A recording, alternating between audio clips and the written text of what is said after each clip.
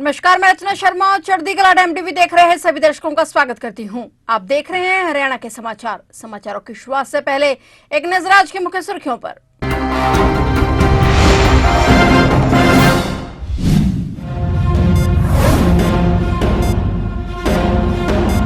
Haryana board परीक्षाओं में नकल पर एक्शन जारी। सैनी सरकार ने हटाया बोर्ड सचिव। अजय चोपड़ा की जगह डॉक्टर मुनीश नागपाल को किया नियुक्त।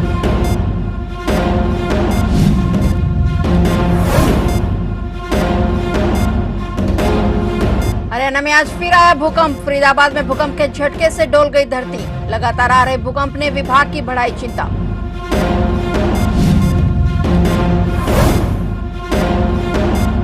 हिमानी मर्डर केस का आरोपी 3 दिन के पुलिस रिमांड पर। आरोपी को कोर्ट में किया पेश। 3 दिन का पुलिस रिमांड मंजूर।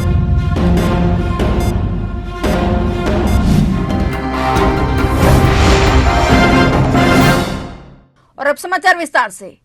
हरियाणा में बोर्ड की परीक्षाओं में नकल के मामले में सरकार का लगातार एक्शन देखने को मिल रहा है। इसी कड़ी में सरकार ने हरियाणा विद्यालय शिक्षा बोर्ड के सचिव अजय चोपड़ा को भी हटा दिया है। उनकी जगह एचसीएस अधिकारी डॉक्टर मुनीश नागपाल को सचिव लगाया गया है। इससे पहले हरियाणा सरकार ने इसी केस में 25 पुलिसकर्मियों को भी सस्पेंड कर दिया, जिसमें 4 डीएसपी और 3 एसएच शामिल हैं। 5 पर्यवेक्षकों के खिलाफ एफआईआर दर्ज की गई है। 4 सरकारी पर्यवेक्षकों और 2 सेंट्रल सुपरिटेंडेंटों को भी सस्पेंड किया गया है। हरियाणा सरकार ने यह एक्शन 27 फरवरी को 12वीं बोर्ड की परीक्षा में इंग्लिश का पेपर लीक होने पर लिया है। प्रदेश भर में 37 जगह पर नकल के मामले सामने आए थे। पेपर लीक और नकल की लगातार घटनाओं के बाद मुख्यमंत्री नायब सिंह सैनी ने सख्ती दिखाते हुए बोर्ड सचिव अजय चोपड़ा को हटाकर डॉक्टर मुनीश नागपाल को नया सचिव बनाया है। हरियाणा के फरीदाबाद में आज फिर जोरदार भूकंप आया। प्राप्त जानकारी के मुताबिक आज मंगलवार सुबह 6:35 पर 2.5 की तीव्रता से भूकंप के झटके महसूस किए गए। बताया जा रहा है कि भूकंप के केंद्र की गहराई धरती से केवल 6 किलोमीटर भीतर थी। बता दें कि इन दिनों दिल्ली एनसीआर में भूकंप के झटके खूब महसूस किए जा रहे हैं। दिल्ली से सटे हरियाणा और यूपी के जिलों में खूब धरती डोल रही है। इससे पहले बीते 17 फरवरी को दिल्ली एनसीआर में जोरदार भूकंप आया था। लोगों ने गड़गड़ाहट की आवाज सुनी थी और वे डर के मारे घरों से बाहर निकल आए थे। वहीं आज फिर फरीदाबाद में जोरदार भूकंप के झटके महसूस किए गए, जिससे लोग सहम गए और हड़बड़ाहट में इधर उधर भागने लगे। हालांकि किसी तरह के जानी नुकसान की कोई खबर नहीं है, लेकिन लगातार आ रहे भूकंप के झटकों ने विभाग की चिंता को बढ़ा दिया है। हरियाणा में हुई कांग्रेस नेता हिमानी नरवाल की हत्या के मामले में पुलिस ने आरोपी को गिरफ्तार कर लिया है। आरोपी को रोहतक कोर्ट में पेश किया गया, जहां से पुलिस ने 7 दिन का रिमांड मांगा, लेकिन कोर्ट ने आरोपी को 3 दिन का रिमांड मंजूर किया। रिमांड के दौरान पुलिस आरोपी के पास से मोबाइल फोन और ज्वेलरी बरामद करेगी। रिमांड दौरान पुलिस आरोपी से और पूछताछ कर रही है, ताकि इस केस में और भी खुलासे हो सके। एसआईटी टीम रोहतक ने 36 घंटे में दिल्ली के मुंडका से आरोपी को गिरफ्तार किया। आरोपी की पहचान सचिन उर्फ ढिल्लू पुत्र देवेंद्र निवासी गांव खेरपुर जिला झज्जर उम्र 30 वर्ष के रूप में हुई है। जांच में सामने है कि आरोपी शादीशुदा है और उसके 2 बच्चे हैं। आरोपी का गांव कन्नौदा जिला झज्जर से मोबाइल रिपेयरिंग की दुकान है और पैसे के लेन देन को लेकर युवती का चार्जर की तार से गला घोंटकर कत्ल किया गया। हत्या करने के बाद आरोपी उसके जेवर और लैपटॉप लेकर फरार हो गया था। हरियाणा सरकार द्वारा सभी हितधारकों के साथ बजट पूर्व परामर्श की पहल को आगे बढ़ाते हुए मुख्यमंत्री नायब सिंह सैनी ने सभी कैबिनेट और राज्य मंत्री, विधायकों और प्रशासनिक सचिवों से चर्चा कर एक समावेशी बजट की परिकल्पना को साकार करने के लिए वित्त वर्ष 2025-26 के बजट पर उनके सुझाव लिए। मुख्यमंत्री नायब सैनी की अध्यक्षता में पंचकुला के रेड बिशप में 2 दिवसीय बजट पूर्व परामर्श का कल पहला सत्र हुआ। वहीं आज 4 मार्च को भी बजट पूर्व परामर्श के दूसरे सत्र के लिए बैठक बुलाई गई। मुख्यमंत्री ने कहा कि इन महत्वपूर्ण सुझावों को आने वाले बजट में शामिल कर लोगों के जीवन को और सरल बनाने का काम किया जाएगा। उन्होंने कहा कि विभिन्न वर्गों से प्राप्त बेहतरीन सुझावों को आने वाले प्रदेश के बजट में समाहित कर प्रदेश के 2 करोड़ 80 लाख लोगों के हित का बजट प्रस्तुत किया जाएगा। बैठक के पहले सत्र में 25 से अधिक विधायकों ने सुझाव दिए। मुख्यमंत्री ने अच्छे सुझाव को बजट में शामिल करने का भरोसा दिया। पिछले दिनों लगातार प्री बजट को लेकर के अलग अलग सेक्टर्स वाइज ये बैठकें चल रही हैं। समाज के विभिन्न वर्गों से, प्रबुद्धजनों से बजट के लिए सुझाव आमंत्रित हैं। जैसे अभी बताया भी है कि गुरुग्राम के अंदर हमारे इंडस्ट्री एसोसिएशन और उसके साथ साथ सीएस के साथ भी हमने सुझाव लिए हैं। हिसार के अंदर हमने जो हमारे एग्रीकल्चर से संबंधित हैं, एफपीओज हैं, हमारे ऑर्गेनिक खेती के किसान हैं, हमारे प्राकृतिक खेती करने वाले किसान हैं, या हमारे ऐसे किसान जिन्होंने अपने कार्य को एक विशेष रूप देने का अलग से पहचान बनाई है, ऐसे सब किसानों के साथ, हॉर्टिकल्चर के किसानों के साथ हमने वहाँ पर उनके आमंत्रित किया और सुझाव लिए। फिर हमने स्टार्टअप के साथ भी बातचीत किया, उनके सुझाव लिए। यूथ के साथ हमने चर्चा की, उनके सुझाव लिए। हमने महिला उद्यमी हैं उनसे चर्चा की, उनके सुझाव लिए।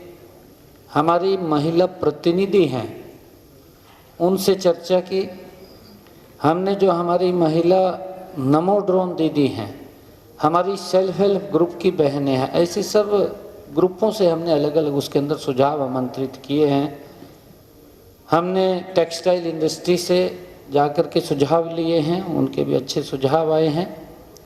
और उसके साथ साथ हमने पोर्टल भी एक लॉन्च किया, उस पर भी लगभग 9,500-10 हज़ार के करीब में हरियाणा प्रदेश के विभिन्न प्रबुद्ध जनों के सुझाव उसके अंदर आए हैं। और उसको लेकर के, क्योंकि क्या क्या हम इस बजट के अंदर कर सकें, किस दिशा में जाएं, कैसा बजट हो। हरियाणा के 2,80,00,000 लोगों की अपेक्षाओं के ऊपर ये बजट खरा उतरेगा। खनौरी बॉर्डर पर किसान नेता जगजीत सिंह डल्लेवाल के आमरण अनशन को 100 दिन पूरे हो रहे हैं। इसे लेकर भारतीय किसान एकता के तहत सिरसा में कल 5 मार्च को 100 किसान 24 घंटे की भूख हड़ताल करेंगे। बताया जा रहा है कि लघु सचिवालय के बाहर किसान भूख हड़ताल करेंगे। किसान कल 5 मार्च को सुबह 11 बजे से लेकर अगले दिन 6 मार्च की सुबह 11 बजे तक डल्लेवाल के समर्थन में भूख हड़ताल करेंगे। किसान नेताओं ने ऐलान किया है कि 5 मार्च को देश के हर राज्य में जिला मुख्यालयों पर किसान 24 घंटे भूख हड़ताल करेंगे। भारतीय किसान एकता ने फैसला किया है कि डल्लेवाल के समर्थन में बुधवार 5 मार्च को लघु सचिवालय में सिरसा जिले के 100 किसान 24 घंटे के लिए हड़ताल पर बैठेंगे। और वहीं उन्होंने बताया कि 8 मार्च को शंभू, कनौरी, रतनपुरा बॉर्डर पर एमएसपी खरीद गारंटी कानून को समर्पित महिला दिवस मनाया जाएगा। 8 मार्च को पंजाब, हरियाणा और राजस्थान से बड़ी संख्या में किसान और मजदूर महिलाएं शंभू, खनौरी और रतनपुर मोर्चा पर आएंगे और महिलाओं के द्वारा ही मंच का संचालन किया जाएगा। करनाल में एक ऐसा मामला सामने है जहां इंसाफ का घर कहाए जाने वाले अदालत के प्यादे ने मात्र 800 रुपए में अपना ईमान बेच दिया। एसीबी करनाल की टीम ने जिला अदालत के प्यादे को 800 रुपए की रिश्वत लेते रंगे हाथों पकड़ लिया है। वह संबंध तामील करवाने के बदले एक वकील के मुंशी से रिश्वत मांग रहा था। एसीबी टीम के अनुसार शिकायतकर्ता हांसी रोड निवासी सागर ने बताया कि वह जिला अदालत में एक वकील के पास मुंशी के रूप में काम करता है। प्रीतम सिंह बनाम नरेंद्र सिंह का मामला सिविल जज जूनियर डिवीजन करनाल में लंबित है और इस केस की पैरवी अधिवक्ता प्रदीप कोवोरा कर रहे हैं। और इस केस में प्रतिवादियों को सम्मन तामील करवाने के बदले जिला अदालत की सम्मन शाखा का प्यादा राजेश 800 रुपए मांग रहा है। इस शिकायत पर मामला दर्ज कर टीम का गठन किया गया और फिर दबिश दी गई। आरोपी राजेश को सेक्टर 12 हुड्डा पार्क के नजदीक शिकायतकर्ता सागर से 800 रुपए की रिश्वत लेते हुए पकड़ लिया गया। अब आरोपी को जिला अदालत में पेशी के लिए लाया गया है। सोनीपत के गांव फिरोजपुर बांगर औद्योगिक क्षेत्र में पेंट फैक्ट्री में भीषण आग लग गई। आग इतनी भीषण थी कि देखते ही देखते साथ लगती 2 अन्य फैक्ट्रियों को भी अपनी चपेट में ले लिया। सूचना मिलते ही दमकल विभाग की 15 गाड़ियां मौके पर पहुंचे और घंटों की कड़ी मुशक्कत के बाद आग पर काबू पाया गया। फैक्ट्री में रखे केमिकल से भरे ड्रम आग की चपेट में आने के कारण तेज धमाकों के साथ फटते रहे, जिससे आग और भीषण हो गई। आसमान में दूर तक धुएं का गुबार उठता रहा, जिसे दूर से देखा जा सकता था। यह 14 दिनों के भीतर क्षेत्र में आग लगने की दूसरी बड़ी घटना है, जिससे औद्योगिक क्षेत्र में हड़कंप मच गया है। आग के कारण फैक्ट्री में रखा सारा सामान जलकर राख हो गया है, जिससे भारी नुकसान की आशंका है। हालांकि राहत की बात यह रही कि किसी के हताहत होने की सूचना नहीं है, लेकिन आग लगने के कारणों की जांच जारी है।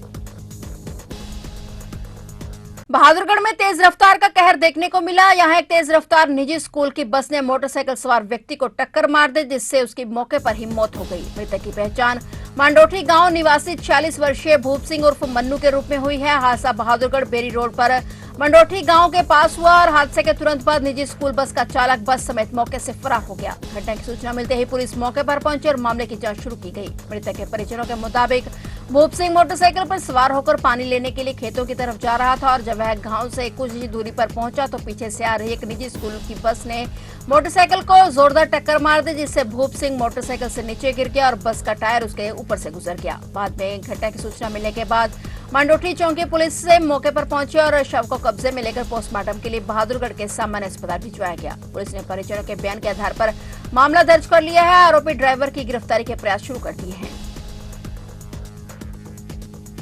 सिरसा से लोकसभा सांसद कुमारी शैलजा ने मुख्यमंत्री नायब सिंह सैनी को पत्र लिखकर घग्गर नदी के केमिकल युक्त पानी के बारे में बताया है। कुमारी शैलजा ने सीएम सैनी से इस मामले पर कार्रवाई करने के लिए कहा है। लेटर के जरिए कुमारी शैलजा ने मुख्यमंत्री नायब सैनी को घग्गर नदी में आ रहे केमिकल युक्त पानी को लेकर सचेत किया है। शैलजा ने कहा कि सिरसा में रानिया ब्लॉक के गांवों में लोग केमिकल युक्त पानी पी रहे हैं। दूषित पानी पीने की वजह से लोग बीमार हो रहे हैं, कुछ लोग कैंसर की चपेट में भी आ गए हैं। ऐसे में इस क्षेत्र में प्योर पानी की सप्लाई होनी चाहिए। शैलजा ने सीएम सैनी से अनुरोध किया कि रानिया हलके में भाखड़ा नहर से शुद्ध पेयजल की सप्लाई की व्यवस्था की जाए और इसके अलावा स्वास्थ्य विभाग की टीम भेजकर लोगों के स्वास्थ्य की जांच करवाई जाए और जो भी कैंसर रोगी हैं उनके इलाज की व्यवस्था सरकारी खर्च पर कराई जाए। साथ ही हर गांव में पीने के पानी की जांच करवाई जाए ताकि पता चल सके कि किन किन गांवों में भूमिगत पानी पीने योग्य है या नहीं। तो आप देख रहे थे हरियाणा के समाचार और नए समाचारों के साथ फिर से हाजिर होंगे। तब तक के लिए देखते रहिए चढ़ती कला टाइम टीवी और मुझे दीजिए इजाजत। धन्यवाद।